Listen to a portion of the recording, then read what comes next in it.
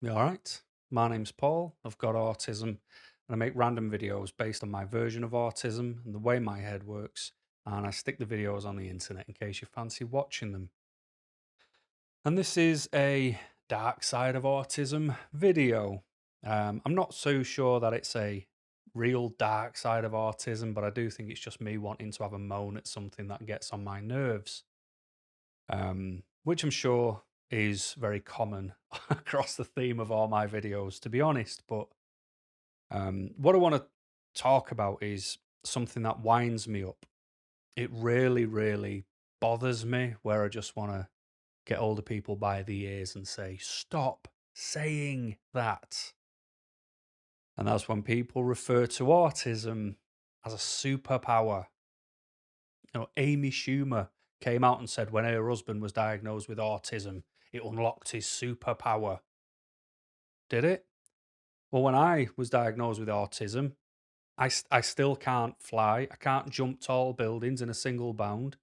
I'm not faster than a bullet train. I can't pick a car up. Superpowers. I haven't got any of them. And it bothers me. It really bothers me. I don't and I understand, I suppose, that it's a good thing to hear if you're a kid, you know? But Amy Schumer's husband isn't a kid, so what's she doing messing about with terms like that? You know, so I have to think about how I've benefited from my autism in everyday life. Because if it's a superpower, then obviously it's doing me good. And as whereas I've got good points because of my autism, like my work ethic is driven by my autism because I cannot fail. I have this thing about failing. I hate failing. If it's achievable and it's within my control, I must achieve.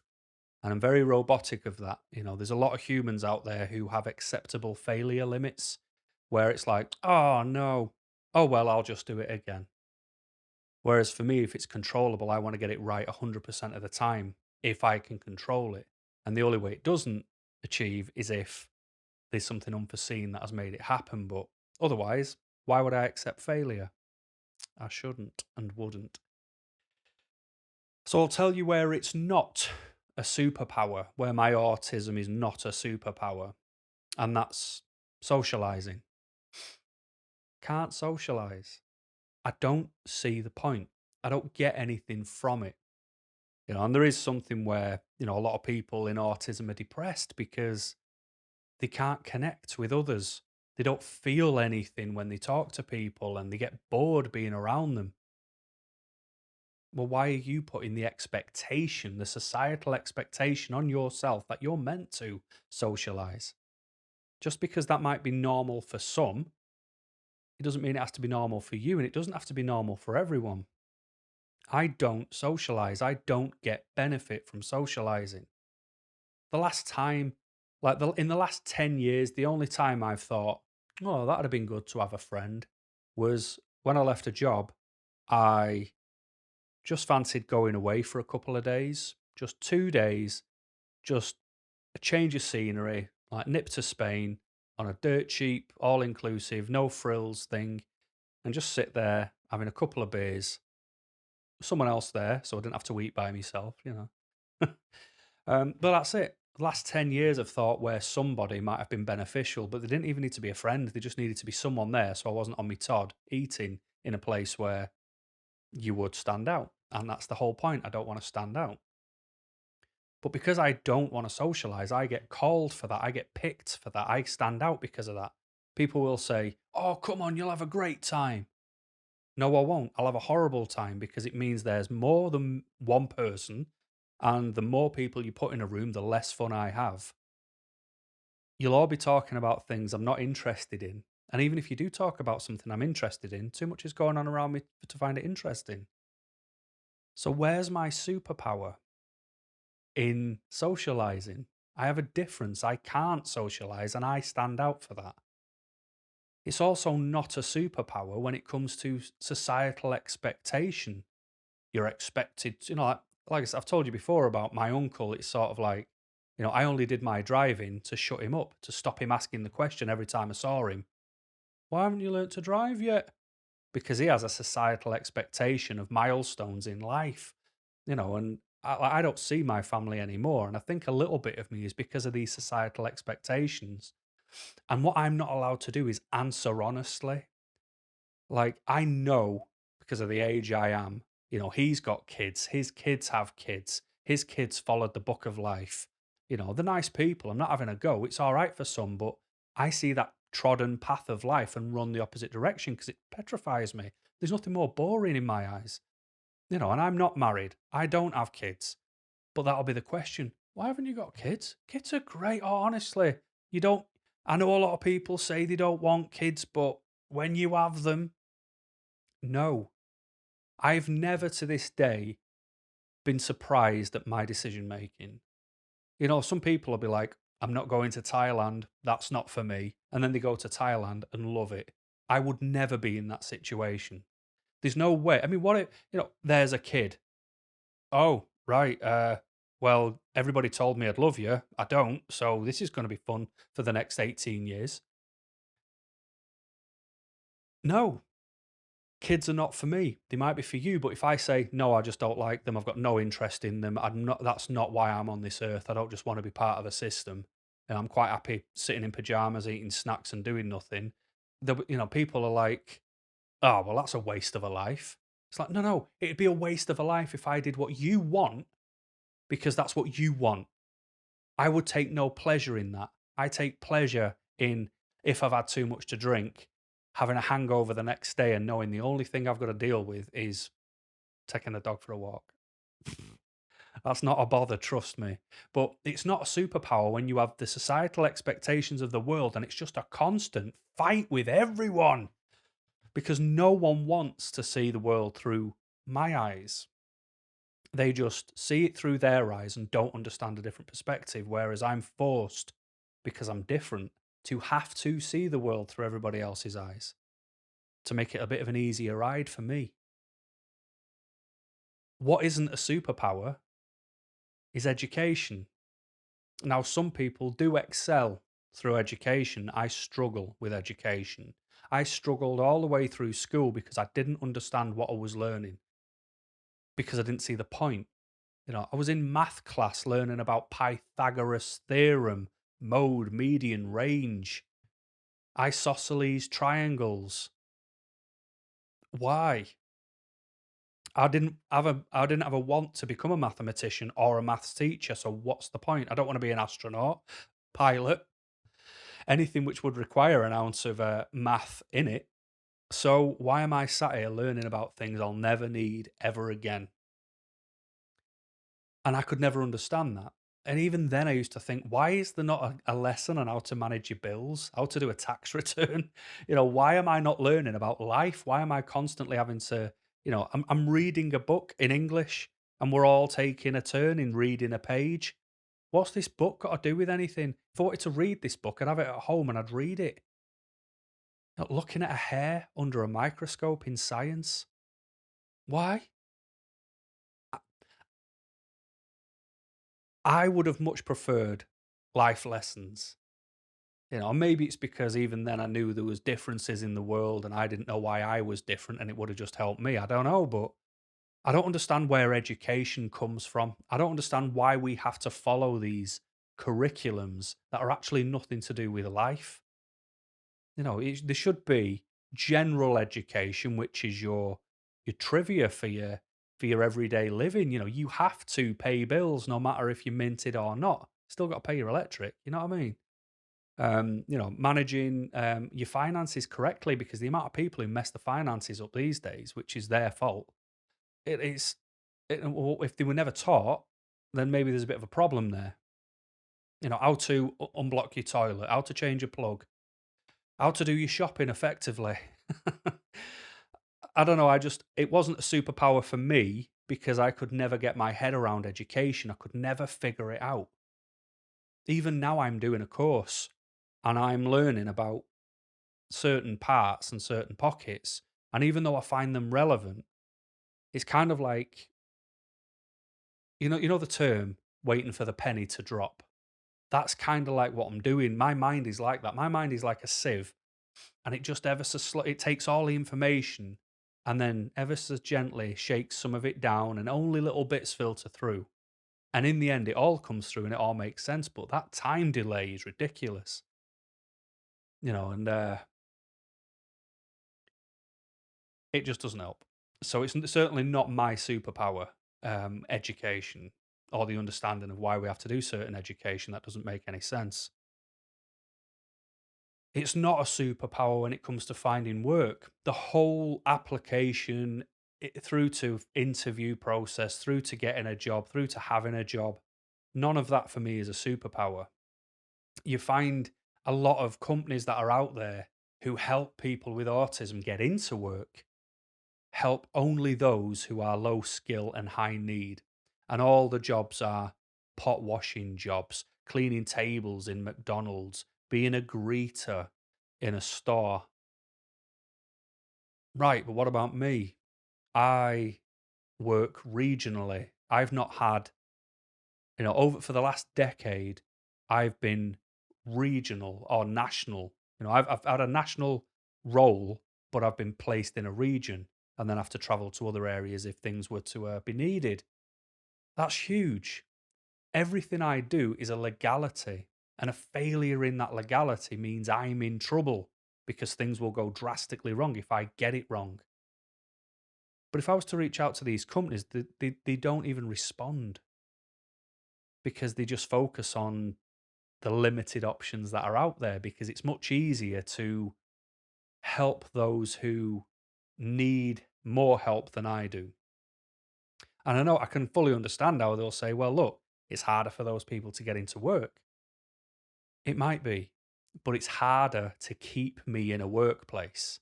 That's where I need the help. It's not getting through the door, it's staying on the other side of it.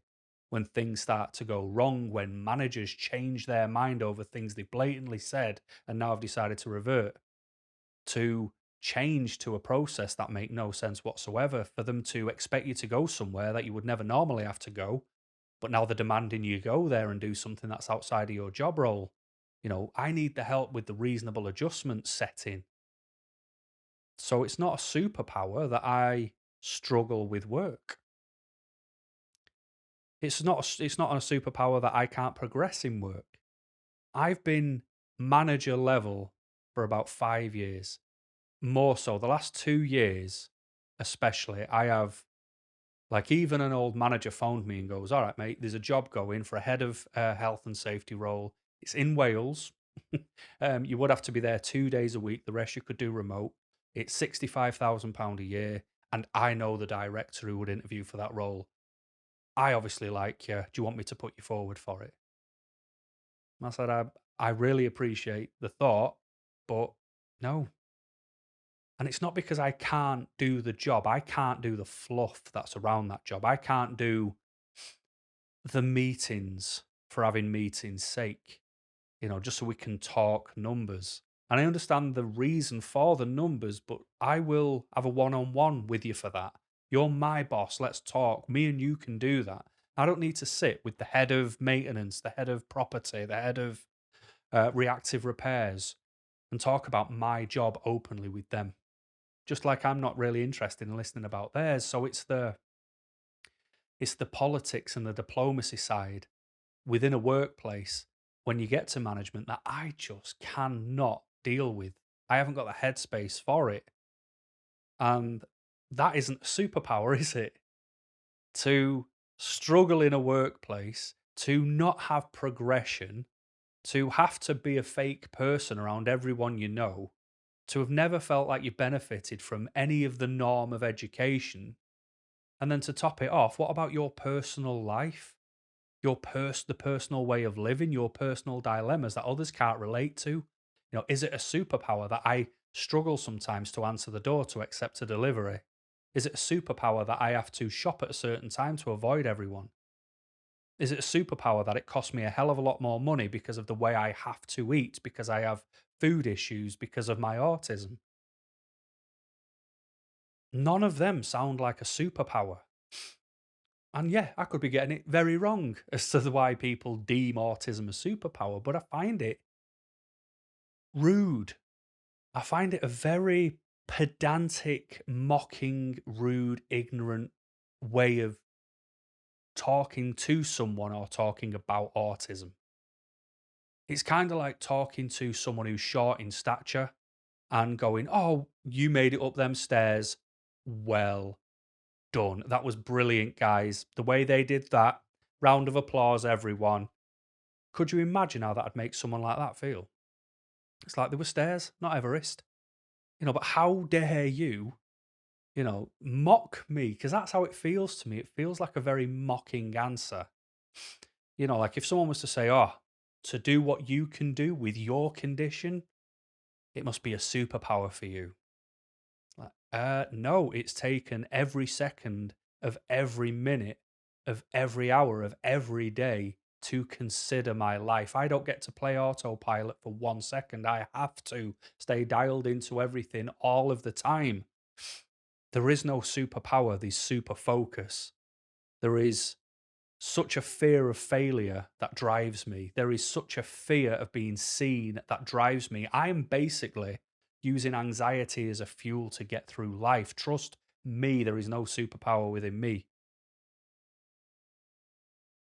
I think it undermines achievements, and like I said, it's fine for kids who are wearing a cape, and they're all happy and they've done something for the first time, and it's like, oh, well done, yeah. You battle through and oh, you used your autism as a superpower to get through that. That's fine when you're 5, not when you're, up at the upper end. It's a hard thing to hear, and it's harder for me to hear when adults use it.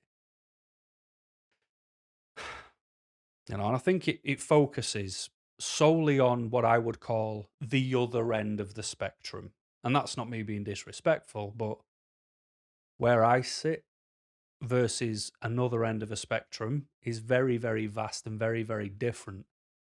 And I think it's what people do that PR campaign and to shine a light on autism, but it gives a false perception of autism. It's a false face of autism. It's more, again, TV shows where there's people with autism on it. They're always quirky and fun and friendly, or they've got something that makes them likable. But there are people out there like me who are harsh, stern, no nonsense, and unfiltered.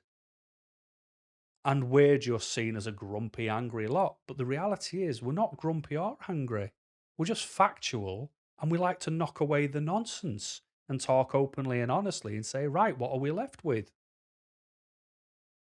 But just focusing on people at a different part of the spectrum, for people who don't know what autism is, they just assume that's autism in its entirety. And that to me is more the blame for when people I've worked for who haven't fully grasped my autism. It's because publicly this is all they see. Sunshine and rainbows, smiley kids with capes on, with people saying autism is a superpower and they're stood like in a Superman pose.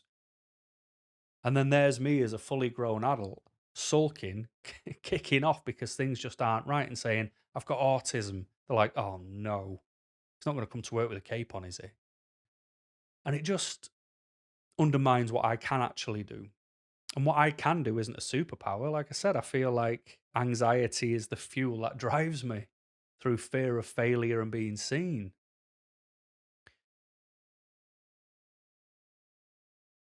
I don't know. I get bothered, clearly. And when I say things like this, you get people arguing back with you, and I'm not here to argue. I'm just here to say this is a problem too. You can't, if you've got a fire to the left of you, you can't just look to the right and assume everything's all right and pretend it's all right and ignore the person pointing to the fire. That doesn't work and it doesn't help anyone.